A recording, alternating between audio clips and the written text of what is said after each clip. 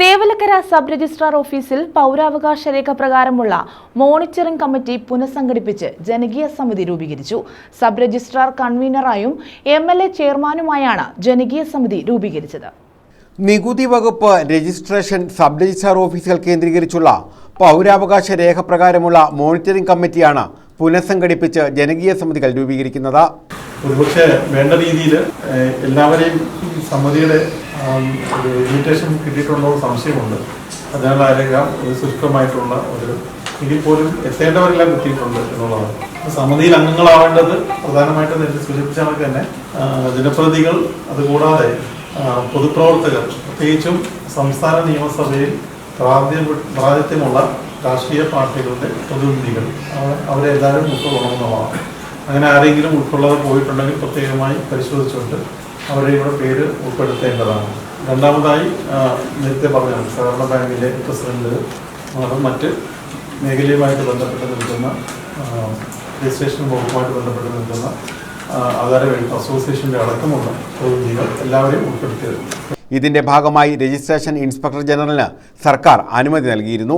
ഇതിന്റെ അടിസ്ഥാനത്തിൽ തേവലക്കരയിലെ sub registrar ഓഫീസിൽ ജനകീയ സമിതി രൂപീകരിച്ചു. സബ് രജിസ്ട്രാർ കൺവീനറായും MLA ചെയർമാനായും സബ് രജിസ്ട്രാർ ഓഫീസ് പരിധിയിലെ നഗരസഭാ ചെയർമാൻ, ഗ്രാമപഞ്ചായത്ത് പ്രസിഡന്റ്, നിയമസഭയിൽ അംഗത്വമുള്ള രാഷ്ട്രീയ പാർട്ടി പ്രതിനിധികൾ, സബ് രജിസ്ട്രാർ ഓഫീസ് സ്ഥിതി ചെയ്യുന്ന സ്ഥലത്തെ ജില്ലാ പഞ്ചായത്ത് അംഗം, ബ്ലോക്ക് പഞ്ചായത്ത് അംഗം, ഗ്രാമപഞ്ചായത്ത് അംഗം, സബ് രജിസ്ട്രാർ ഓഫീസ് സ്ഥിതി ചെയ്യുന്ന സ്ഥലത്തെ സർവീസ് സഹകരണ ബാങ്ക് പ്രസിഡന്റ്, ആധാരമെഴുത്തുകാരുടെ ഒരു പ്രതിനിധി, സർക്കാർ നോമിനേറ്റ് ചെയ്യുന്ന SC/ST പ്രതിനിധി, ഒരു വനിതാ പ്രതിനിധി എന്നിവരെയാണ് ജനകീയ സമിതിയിൽ ഉൾപ്പെടുത്തിയിട്ടുള്ളത്. MLAയുടെ അഭാവത്തിൽ യോഗത്തിൽ അധ്യക്ഷത വഹിക്കേണ്ടത് നഗരസഭാ ചെയർമാനോ ഗ്രാമപഞ്ചായത്ത് പ്രസിഡന്റോ ആയിരിക്കണം.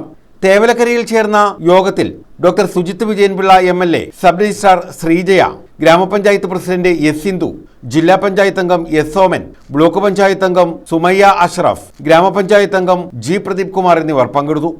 സർക്കാർ ഉദ്ദേശിക്കുന്നത് ഇപ്പോൾ MLAയുടെ വികസന ഫണ്ടെന്നോ അതല്ലെങ്കിൽ പഞ്ചായത്തിന്റെ ഫണ്ടോ അങ്ങനെയൊക്കെയുള്ള ഫണ്ടുകൾ ഫലപ്രദമായി വിനിയോഗിച്ചുകൊണ്ട് സബ് രജിസ്ട്രാർ ഓഫീസിന്റെ നവീകരണം, അപ്പൊ അത് വളരെ പ്രാധാന്യം കൊടുക്കുന്നു. കാരണം ഓഫീസിൽ വരുന്ന ആൾക്കാർക്ക് നല്ല രീതിയിലുള്ള സേവനം ഉറപ്പാക്കുക. അതിപ്പോൾ നമ്മൾ ഒഫീഷ്യലായിട്ടുള്ള കാര്യങ്ങൾ, നമ്മുടെ ഈ ഒരു ഓഫീസിനെ കുറിച്ച് പറയുകയാണെങ്കിൽ നമുക്ക് 2 വില്ലേജുകൾ മാത്രമേ ഉള്ളൂ. വളരെ ചെറിയൊരു ഓഫീസാണ്. അപ്പൊ അത്യാവശ്യ കാര്യങ്ങളൊക്കെ ആൾക്കാർക്ക് ബുദ്ധിമുട്ടില്ലാതെ ഈ പൗരാവകാശ രേഖയും സേവനാവകാശ നിയമവും ഒക്കെ അനുശാസിക്കുന്ന രീതിയിൽ നമ്മൾ പരാതിക്കിടയില്ലാത്ത രീതിയിൽ കാര്യങ്ങൾ ചെയ്തു കൊണ്ടുപോകുന്നുണ്ട്. പക്ഷെ എന്നാലും പൊതുവെ ഒരു സംസ്ഥാനത്തെ സാഹചര്യം എന്ന് പറയുമ്പോൾ എല്ലാവരും ആ ഒരു രീതിയിൽ പോകുന്ന ഓഫീസുകളല്ല. അപ്പൊ നമുക്ക് തന്നെ ഇവിടെ അത്യാവശ്യം സൗകര്യങ്ങൾ ഉണ്ടെന്ന് പറഞ്ഞാൽ പോലും നമ്മുടെ ഈ മതില്, നമുക്ക് ഈ ചുറ്റും നല്ല രീതിയിലുള്ളൊരു മതിലില്ല, എല്ലാം പൊടിഞ്ഞ് അങ്ങനെയൊക്കെ കിടക്കുന്ന ഒരു അവസ്ഥയാണ്. പിന്നെ മാത്രമല്ല, ഇതിനോട് ചേർന്ന് അങ്ങോട്ട് കുറച്ച് ഭാഗം വെളിയിലായിട്ട് സർക്കാർ പുറമ്പോക്കാണ്.